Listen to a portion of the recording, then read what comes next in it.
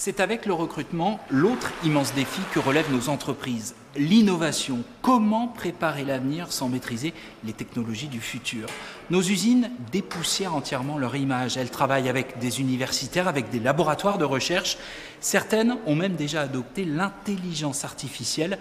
C'est ce qu'on appelle l'industrie 4.0 des usines du futur que nous présentent Muriel Bessard et Rodolphe Augier.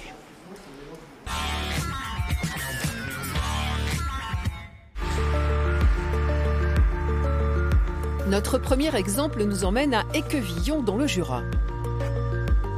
Précis Jura est installé ici depuis 1976. On y fait du décolletage, c'est-à-dire qu'on usine des pièces à partir de barres de métal en enlevant de la matière. Les clients viennent du secteur aéronautique, spatial, médical ou nucléaire. En 2015, l'entreprise décide d'entamer une petite révolution en faisant appel à l'IA, intelligence artificielle. On est dans une entreprise avec une très grande diversité de produits, de matières, qui fait que les opérateurs ont des modes de fonctionnement qui sont issus de leur formation technique. Et aujourd'hui, l'IA est pour nous un outil pour les aider à prendre des bonnes décisions au bon moment, au bon endroit. Le problème à régler est très concret. Comment permettre aux salariés de paramétrer ou reparamétrer très vite des machines pour passer de la fabrication d'une série de pièces à la fabrication d'une autre série? Sachant qu'ici, il y a 14 000 références, soit 14 000 pièces différentes au catalogue. Impossible pour l'entreprise de trouver une solution seule. Elle décide donc de faire appel à des ingénieurs de l'ENSEM de Besançon. Travaillons sur l'intelligence artificielle. Et donc avec cette entreprise, l'idée est de pouvoir récolter la masse de données qu'ils peuvent avoir en production et d'utiliser ces données dans des outils de l'intelligence artificielle pour leur permettre de prédire des défaillances futures ou prédire des contrôles à réaliser sur les machines. Le projet est encore en phase de démarrage. Un ingénieur a même été embauché par l'ENSEM et détaché chez Précis Jura.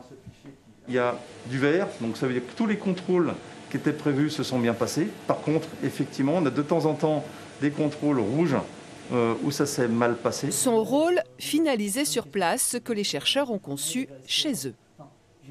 Le but pour nous est vraiment de nous confronter à la réalité des choses, parce que travailler sur des ordinateurs dans notre laboratoire, on va travailler sur des exemples jouets. Ici, on est vraiment confronté à la réalité, et donc l'intelligence artificielle a besoin de ces confrontations à la réalité pour pouvoir fonctionner correctement. L'aventure est donc intéressante pour le laboratoire qui trouve une application concrète à ses recherches. Elle semble aussi l'être pour l'entreprise qui va pouvoir être plus rapide, plus souple et se démarquer de la concurrence. Même si pour le moment, personne ne sait encore si le projet est rentable. La rentabilité d'un projet d'industrie 4.0, elle est difficile à mesurer. Donc nous, on s'inscrit dans la durée. On a démarré il y a maintenant 6 ans le projet d'industrie 4.0 et ça va durer certainement encore longtemps. Ce qui compte, c'est que ça ouvre le champ des possibles. Notre deuxième exemple nous emmène à Dijon.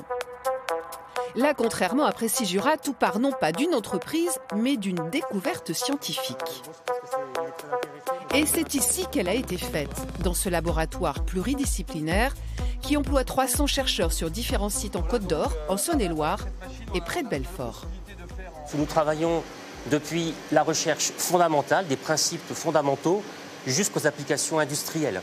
Donc les applications industrielles peuvent être donc, dans l'industrie 4.0, liées à toutes les applications optiques, développer les matériaux du futur, développer les fonctionnalités en optique, avec des applications en médecine, pour l'énergie, telles que des piles à combustible, par exemple.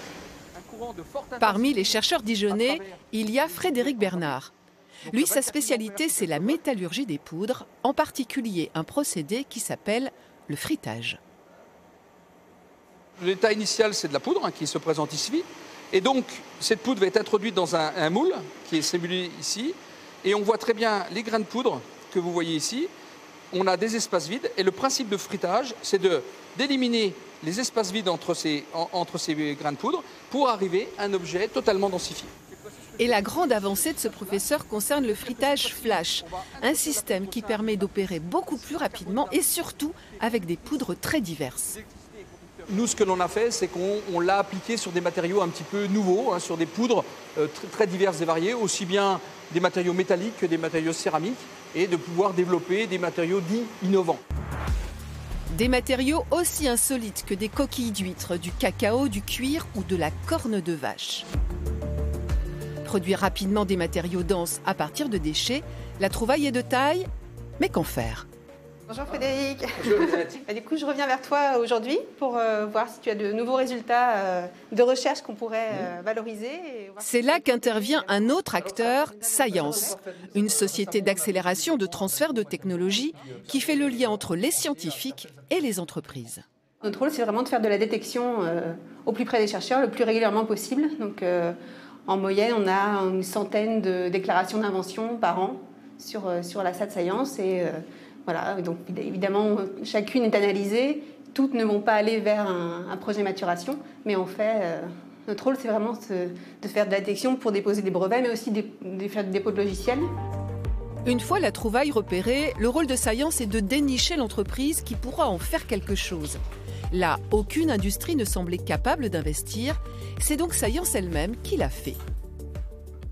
On s'est retrouvé dans une situation où finalement on avait les clients finaux qui étaient bien identifiés, qui étaient très intéressés par la technologie et ses applications, mais il nous manquait au sein de la chaîne en fait le fabricant qui allait pouvoir produire les pièces. Et donc on a décidé de créer une entreprise, donc une start-up industrielle pour développer la production de cette technologie. Sintermat est donc fondée en 2018. La start-up s'installe à Montbard, dans une ancienne usine désaffectée. Et le fondateur, Fouad Naimi, est un ancien collaborateur du laboratoire ICB et de Science. Il n'y aurait pas eu Science, vous seriez allé au bout de l'idée ? Je serais allé au bout, mais plus lentement. Ça m'a fait passer des caps en termes de mise en contact. J'aurais été plus lentement, puis j'aurais peut-être intégré des incubateurs qui sont très très longs, qui prennent du temps et qui consomment de l'énergie. J'avais la motivation de le faire de toute façon. J'avais quelques soutiens industriels forts. Donc j'aurais été au bout, mais pas de la même façon. Un peu plus de 3 millions d'euros sont investis dans un four de grande dimension. Grâce au système du frittage flash, il fabrique des matériaux particulièrement résistants, des matériaux qui intéressent le secteur du luxe, l'aéronautique et la défense notamment. On vient mettre un moule à l'intérieur de ce four. On va venir appliquer une contrainte par 2 pistons de vérin qui peut être jusqu'à 320 tonnes. Et on va appliquer un courant. Et en fait, on va échauffer et appliquer la contrainte en simultané pour obtenir donc ces matériaux augmentés.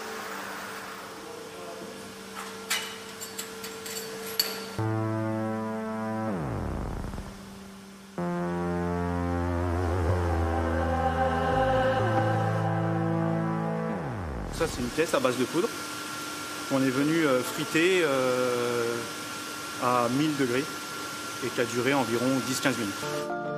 L'entreprise compte aujourd'hui 25 salariés et entend bien se développer, créer de nouveaux produits pour d'autres clients.